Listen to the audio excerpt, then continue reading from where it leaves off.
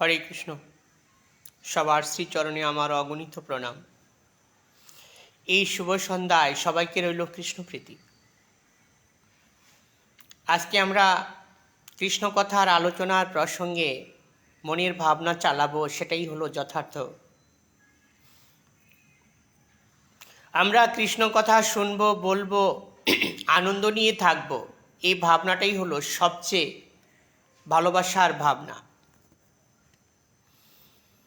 আমরা কৃষ্ণ কথা বলতে পারি, শুনতে পারি, কিন্তু কখনো বলি না, কখনো শুনি না, এই ভাবনাটাই যেন না হয়। কৃষ্ণ কথার প্রসঙ্গ নিয়ে আমরা থাকতে চাই, কৃষ্ণ কথাকে প্রাধান্য দিতে চাই। আলোচনার প্রসঙ্গে বলতে হচ্ছে হরিকথা কেমন। হরিকথা হলো কৃষ্ণকে পাইয়ে দেওয়ার ভাবনা। কৃষ্ণ কথা আমি জীবনে কবে শুনব? যেদিন আমি আমার মনটাকে সাধু করতে পারব। হরি নাম, হরি কথা, হরির ভাবনা, হরির আলোচনা, হরির দর্শন একই বস্তু। মন থেকে দুর্বুদ্ধি ছেড়ে দিলেই হরি ভাবনা আসে। শাস্ত্রের ভাবনার সঙ্গে মনটা লাগালেই হরির ভাবনা আসে। আমরা কৃষ্ণ কথা যদি প্রতিনিয়ত শ্রবণ করি, তাহলে আমার মনটা সাধু হয়ে উঠবে। কৃষ্ণ কথা শুনতে শুনতে মন যখন পুত পবিত্র হবে, তখন আর গঙ্গা জলের দরকার নাই। তার কথাই হলো গঙ্গা তুল্য। যার মনটা কৃষ্ণ চরণে পড়ে রয়েছে, কৃষ্ণ চরণের ভাবনায় ছোটে, তার মনটা হয়ে যায় গঙ্গা তুল্য। আমরা গঙ্গা প্রথমত জানি, গঙ্গা জল মানুষকে পবিত্র করে। গঙ্গা শব্দটুকু উচ্চারণ করলেই মানুষ পুত পবিত্র হয়। গঙ্গা জলের সাথে একটা কথার উত্তর দিতে হয়, গঙ্গা স্নান করলাম, গঙ্গা আমার মন হলো না। গঙ্গা স্নান করে বুঝলাম আমি এখনো পাপ থেকে মুক্ত হই নাই। গঙ্গা জল শুদ্ধতা দিতে পারে, ভক্তি দিতে পারে, প্রেম দিতে পারে, মানুষের শুচিশুদ্ধ জ্ঞানটাও ফিরিয়ে দিতে পারে। কিন্তু গঙ্গা জলে স্নান করলাম, তাতে হলো কি? মনটাই গঙ্গা করতে পারলাম না, পুত পবিত্র হয় নাই। অনেকেই গঙ্গা স্নানে গিয়েছে, গঙ্গায় নেমে সাঁতার কেটেছে, স্নান করেছে, সেখানে কিছু সময় গঙ্গার সঙ্গে মনের ভাবনা রেখেছে। গঙ্গা বলেছে, তোরা আমার এই ঘাটে স্নান করতে আসলি, আজকে তোরা একটা মনোবাসনা রেখে যা, পুত পবিত্র মন নিয়ে তোরা যেন সর্বক্ষণ হরিকথা শ্রবণ করতে পারিস। গঙ্গা প্রতিটা জীবের প্রতি লক্ষ্য করে বলেছে, তোরা তো একদিনের জন্য গঙ্গা স্নান করতে আসিস, আমার একটা বাক্য শুনে যা। প্রতিনিয়ত যদি তোরা কৃষ্ণ কথা শ্রবণ করতে পারস, বলতে পারস, তাহলে আর গঙ্গা স্নান করতে আসার কোনো প্রয়োজন নাই। মা গঙ্গা দেবী সেই কথাই জানিয়ে দিয়েছিল।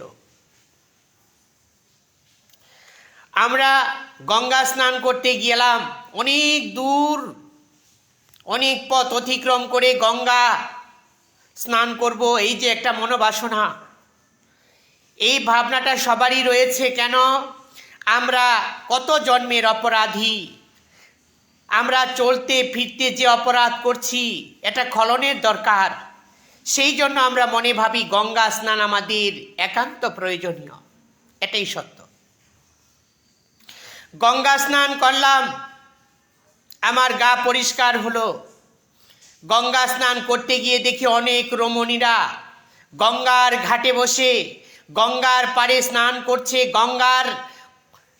গঙ্গার সাথে কত ভক্তরা মিল দেখাতে আসলো। লুকে লুকারণ্য, মনে হচ্ছে কৃষ্ণ ভক্তের কোনো অভাব নাই। পৃথিবীতে সনাতন ধর্মের মধ্যে যেখানে তীর্থ হয়, সেখানে কোনো ভক্তের অভাব হয় না।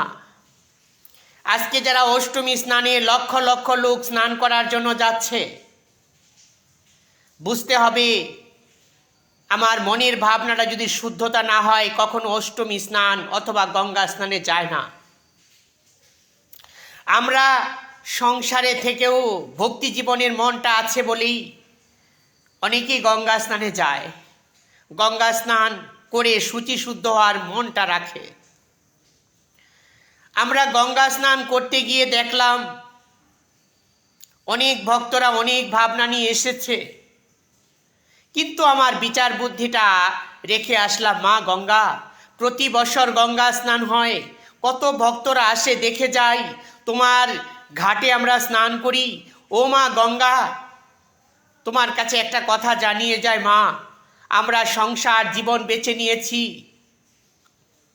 চলতে ফিরতে যে অপরাধ করলাম এই কাটানোর জন্য আজকে শুদ্ধতার বিচারের জন্য আজকে এসেছি মা গঙ্গা স্নান করতে। আজকে মা তোমার চরণে আমি জানাই, তুমি যার প্রতি দৃষ্টি করো সেই পুত পবিত্র হয় মা। আজকে তুমি এই কৃপা করে দাও মা, আমি তোমার ঘাটে স্নান করে যেন আমি শুদ্ধতা ফিরে পেয়ে কৃষ্ণ ভক্তির ভাবনা ধরতে পারি। আমরা মাকে জানাবো মা গঙ্গা, তোমার নাম উচ্চারণ করলেই মানুষ শুচি শুদ্ধ হয়। আজকে আমরা ভাগ্যক্রমে কৃষ্ণ আমাদেরকে তোমার ঘাটে স্নান করতে নিয়ে এসেছে। মা গঙ্গা, প্রতিনিয়ত যেন আমার মনের মধ্যে তুমি প্রবাহিত হও, আর নয়ন গঙ্গা দিয়ে যেন আমার এই দেহের মধ্যে যেন গঙ্গা উথলিয়া ওঠে, নয়নের দুকুল বেয়ে যেন গঙ্গা প্রবাহিত হয়ে কৃষ্ণ চরণে পড়ে।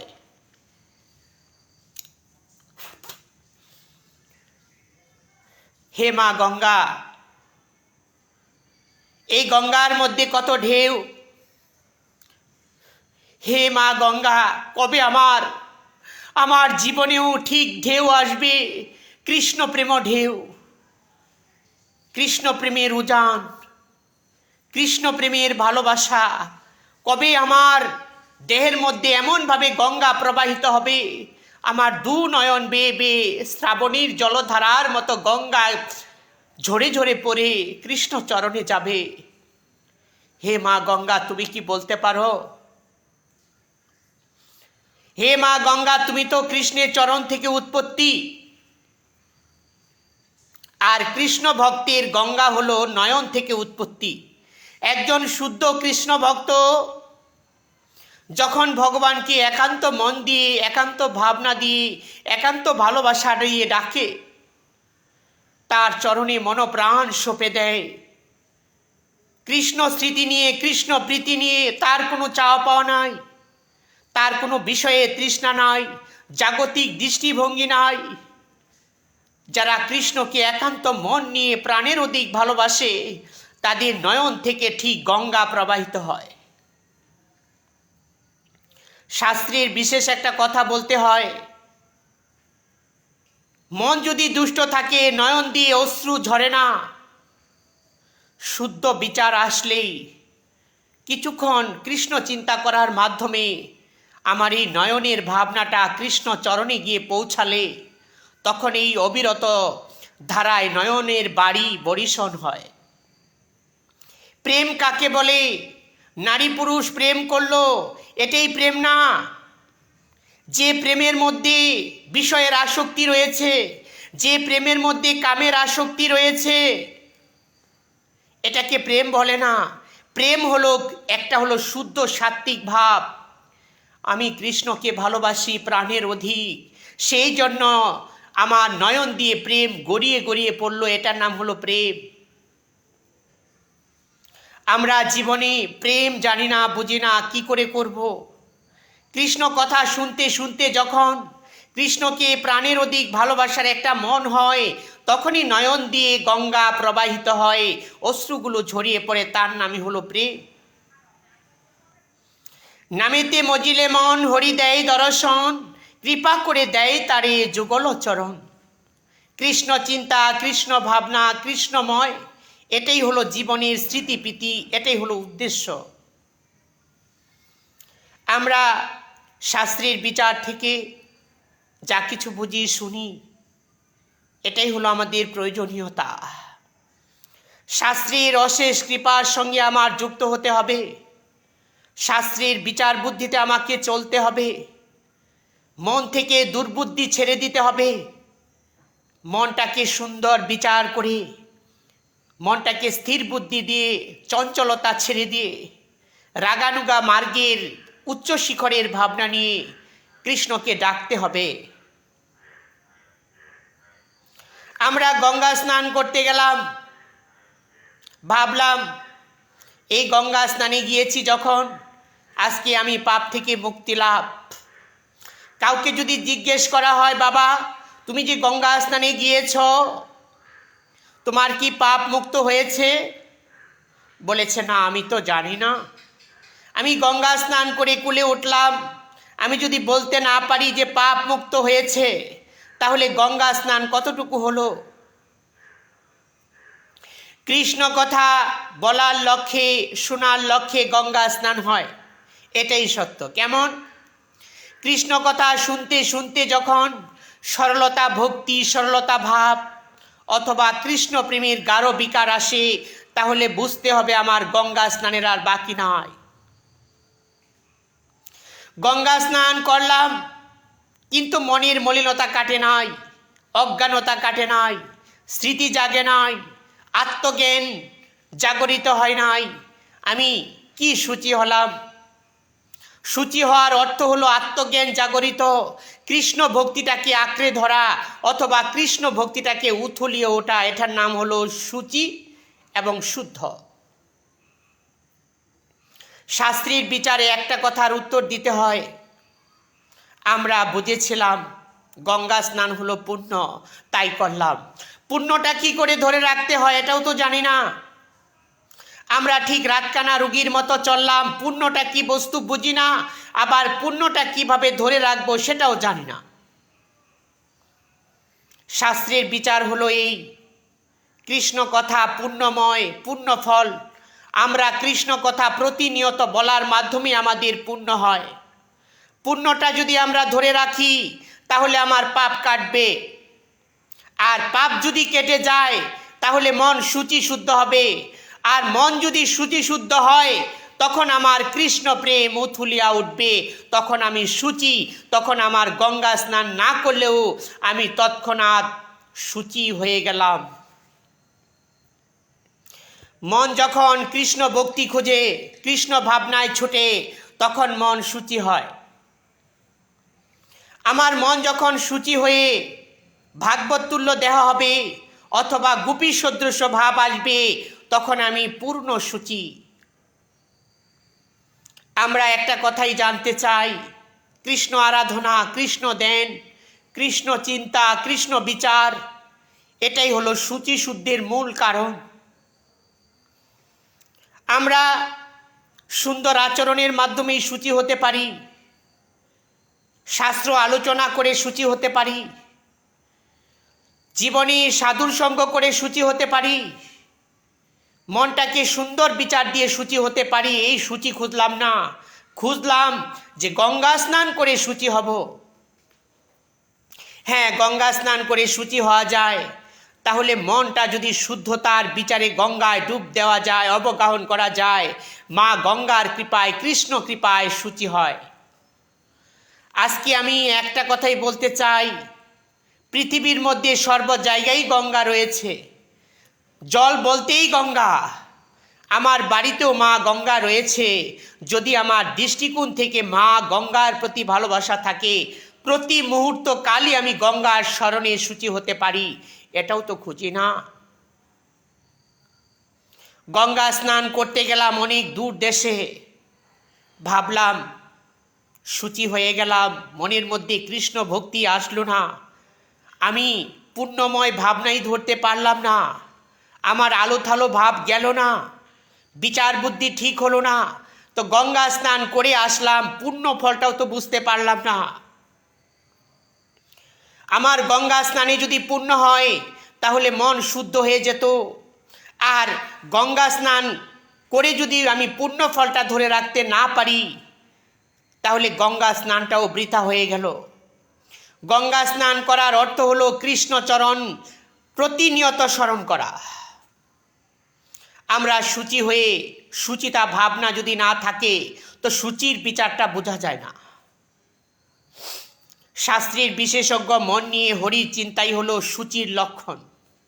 শ্রদ্ধা যার হৃদয়ে আছে সেই শুচি, যার হৃদয়ে অন্তর্নিহিত ভগবানের প্রতি ভালোবাসা আছে সেই শুচি, যার হৃদয়ে কুসংস্কার নাই সেই শুচি, যার হৃদয়ে বিষয়ের আবর্জনা নাই সেই শুচি, শাস্ত্রের বিচার বুদ্ধি যে মেনে চলে সেই শুচি, যার জ্ঞানের মধ্যে কৃষ্ণ ভাবনা রয়েছে সেই শুচি, যার মন থেকে দুর্বুদ্ধি ছেড়ে দিয়েছে সেই শুচি। তার জীবন দর্শন অথবা তার কথা একজন শুদ্ধ কৃষ্ণ ভক্তকে দর্শন মাত্র শুচি হয়। পরম পুরুষ শ্রীহরির নাম স্মরণ করলেই শুচি হয়। একটা কথার উত্তর দিতে হয়, আমি শ্রদ্ধা জানি না, আমার মন দুর্বুদ্ধি, তাহলে আমার গঙ্গা স্নান করেও কোনো পুণ্য হলো না। আমার শ্রদ্ধা নিয়ে সব কিছু করতে হবে। শ্রদ্ধার সঙ্গেই মা গঙ্গার বসবাস। আমার জীবনে শ্রদ্ধা নাই, ভক্তি নাই, প্রেম নাই, ভালোবাসা নাই, তো মা গঙ্গা আমাকে কি করে শুচি শুদ্ধ দিতে পারে? একটা কথার উত্তর জানানো হচ্ছে, মায়ের স্বভাব হলো প্রতিটা জীবকে শুচি শুদ্ধ করে দেওয়া। হরিকথার আনন্দ নিয়ে যতক্ষণ আমার মন থাকবে ততক্ষণই আমার মনটা ঠিক গঙ্গায় ডুবে আছে।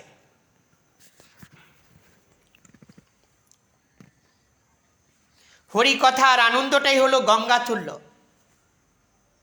কৃষ্ণ কথা শ্রবণ মাত্র যে আনন্দটা আসে এটাই হলো গঙ্গা তুল্য। আমি গঙ্গা জলে স্নান করলাম, মনে ভাবলাম যে গা ধুয়ে গেছে, পরিষ্কার হয়ে গেছে, একটা শুদ্ধ কাপড় দিয়ে আমি গাটা পুছে ফেললাম। আমার গা হয়তো ধুয়ে গেল, কিন্তু মনটা ধোয়ার উপক্রম হলো হরিকথা। শাস্ত্রের বিচার বুদ্ধি যেদিন আমার মন খুঁজবে, মন জানবে, তখন আমার মনটা হরিকথায় ধুয়ে গেল। আজকে একটা সুন্দর দৃষ্টিকোণ দিতেই হচ্ছে। কোনো এক সাধু গঙ্গা স্নানে গেল, ভাবছে আমি গঙ্গা স্নান করে আমি কৃষ্ণচরণ সেবা করব। সাধু বাবা গঙ্গা স্নানে গিয়ে মা গঙ্গাকে বলল, মা আমি আজ তোমার কাছে ছুটে এসেছি। হে মা, আমি তোমার অধম সন্তান, আমি অশুচি, আত্মজ্ঞান নাই, বিবেক বুদ্ধি নাই, স্মৃতিশক্তি নাই। হে মা গঙ্গা, তুমি আমাকে সব ফিরিয়ে দিয়ে শুচি শুদ্ধ করে কৃষ্ণচরণ পাইয়ে দাও। আজকে সাধু বাবা গঙ্গায় নেমে গঙ্গাকে স্তবস্তুতি করে, গঙ্গাকে সন্তুষ্ট করে, তার গায়ে অবগাহন করে যখন উঠেছে, তার কৃষ্ণ ভক্তি পূর্ণরূপে জাগরিত হলো। আর সাধু বাবা তীরে উঠে আগের মতো আর স্বভাব নাই, তার চাঞ্চল্যতা নাই, বুদ্ধি স্থির হয়ে গেল, সুন্দর আচরণ দেখা দিল, মনের ভাবনাটা ভক্তিযুক্ত হলো। সাধু বাবা ভাবছে, আজকে আমার মা গঙ্গা আমাকে কৃপা করেছে। গৃহে এসে শালগ্রাম শিলাকে স্নান করিয়ে ফুল তুলসী দিয়ে পূজা করলো। সাধু বাবা নয়নের গঙ্গা উথুলিয়া উঠল, আর শালগ্রাম শিলা যেই মাত্র হাতে নিয়েছে, নয়নের জলগুলো গড়িয়ে পড়ে পড়ে পড়ে পড়ে ঠিক বিষ্ণুর স্নানটাও হয়ে গেল। সাধু বাবা শালগ্রাম নয়নে জল দিয়ে ধুয়ে দিয়ে আর তার চরণে পড়ে আরও কান্না করল। সাধু বাবার ভাবনাটা যেন কৃষ্ণময় হয়ে গেল, গোলক বিহারী নারায়ণীর ভাবনার সঙ্গে যুক্ত হয়ে গেল। আজকে মা গঙ্গার কৃপায় আজকে সাধু বাবা যে আচরণটা ধরেছে, যে শুচিশুদ্ধের বিচারটা ধরেছিল, এটাই হলো গঙ্গা তুল্য।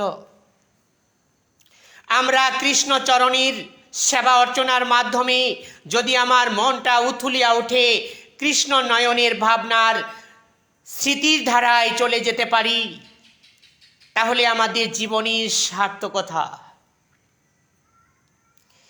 একটা মানুষ সুন্দর আচরণ যেদিন খুঁজে পায় সেদিনই সে শুদ্ধ হয়। অনেক কথা বলা হলো, সবচেয়ে আনন্দের সংবাদ হলো মা গঙ্গা আজকে এই সবার মাঝে যেন বিরাজ করে, সে আশীর্বাদ দেয়া হলো। পৃথিবীর প্রতিটা মানুষের অন্তঃকরণ যেন মা গঙ্গা তার অন্তঃকরণে প্রবাহিত হয়ে তার প্রতিটা মানুষের মন যেন শুচিশুদ্ধ করে দেয়। ভগবান শ্রীহরি যেন সেই কৃপা করে। আজকে আমি একটা সংবাদ জানানোর বাকি রয়েছে। মা গঙ্গা প্রতিটা মানুষের জীবনের সাথে যেন প্রবাহিত করে, মন যদি শুচিশুদ্ধ হয়, প্রতিটা মানুষ অন্যায় ত্যাগ করবে, অপরাধ ত্যাগ করবে, তার জীবন শুচিশুদ্ধ ফিরে আসবে। সুন্দর আচরণের মাধ্যমেই হরিকথা, হরির ভাবনা ফুটিয়ে তোলার লক্ষ্যে মনের ভাবনা চালিত করেছিলাম।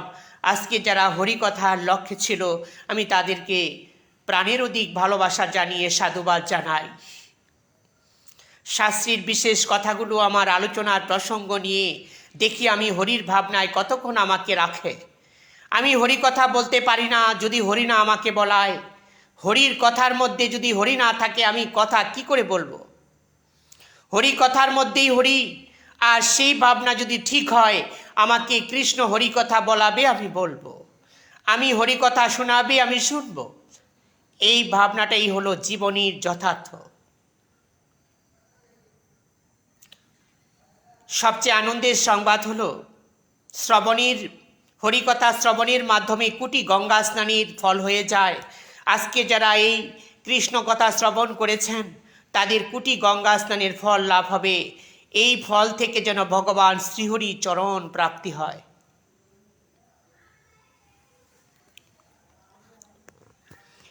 হে গোবিন্দ রাখো চরণে, হে গোবিন্দ রাখো চরণে, তব চরণে শরণাগত, তব চরণে শরণাগত, আশ্রয় দাও আশ্রিত জনে, হে গোবিন্দ রাখো চরণে, হে গোবিন্দ রাখো চরণে। গঙ্গা জরে যে শ্রীচরণ ভেয়ে, কেন দুঃখ পাই সে চরণ ছেড়ে। গঙ্গা ঝরে যে শ্রীচরণ ভেয়ে, কেন দুঃখ পাই সে চরণ ছেড়ে। ত্রিতাব জ্বালা হর হে শ্রীহরি, ত্রিতাব জ্বালা হর হে শ্রীহরি, চাহ করুণা সিক্ত নয়নে, রাখো চরণে, হে গোবিন্দ রাখো চরণে। ভিক্ষা চাহিলে মানুষ নাহি ফিরায়, তোমার দুয়ারে হাত পাতিল যে, ফিরাবে কি তুমি তাই। ত্রিতাব জ্বালা হর হে শ্রীহরি, ত্রিতাব জ্বালা হর হে শ্রীহরি, চাহ করুণা সিক্ত নয়নে, রাখো চরণে, হে গোবিন্দ রাখো চরণে। তব চরণে শরণাগত, তব চরণে শরণাগত, আশ্রয় দাও আশ্রিত জনে হে গোবিন্দ রাখো চরণে, হে গোবিন্দ রাখো চরণে, তব চরণীর শরণাগত আশ্রয় দাও আশ্রিত জনে, হে গোবিন্দ রাখো চরণে, হে গোবিন্দ রাখো চরণে।